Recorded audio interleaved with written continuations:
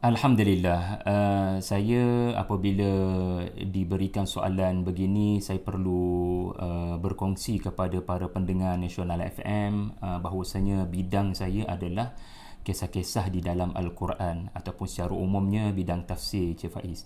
Jadi, apabila diajukan soalan tentang masyarakat madani menurut perspektif Islam, terus terang saya katakan bahawasanya di dalam Al-Quran sendiri ada banyak kisah-kisah Nabi yang memang memberikan gambaran ataupun lukisan yang jelas sampai kita ni tak perlu meraba-raba tercari-cari bagaimana bentuk masyarakat madani. Sebagai contoh, apabila kita dalam senarai Nabi-Nabi yang kita duk hafal selalu daripada Adam sampai Rasulullah tu, ada seorang Nabi yang kita selalu kaitkan kisah Nabi itu dengan kancil lah, iaitulah Nabi Sulaiman.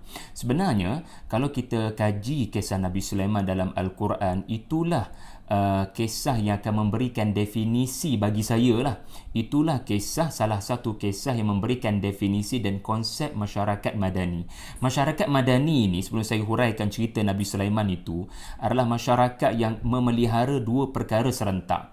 Pemimpinnya, pemerintahnya, ulil amrinya sangat mengambil berat kedua-dua perkara berikut serentak. Pertama adalah hubungan dengan Tuhan. Yang kedua adalah hubungan sesama insan, sesama manusia. Tidak boleh ada kerosakan pada salah satu antara dua hubungan tersebut.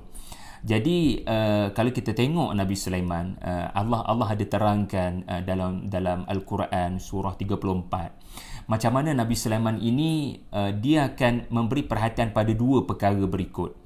Pertama sekali, dia akan memastikan rakyat bila beribadah, mereka beribadah di tempat yang selesa.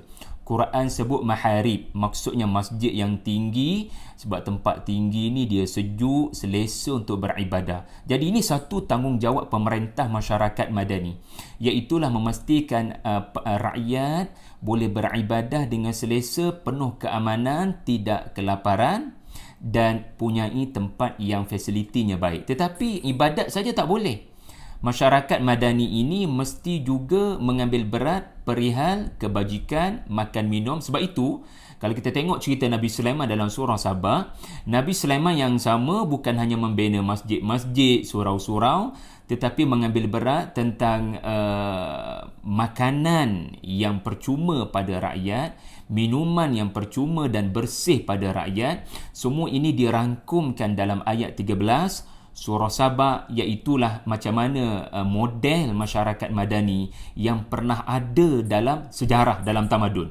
So masyarakat madani ini bukan benda baru, Cik Faiz. Ia bukan perkara yang teori. Ia pernah ada dalam lipatan sejarah tamadun, bahkan ia dirakamkan dalam Al-Quran. Begitulah lebih kurang konsep masyarakat madani menurut Al-Quran tadi.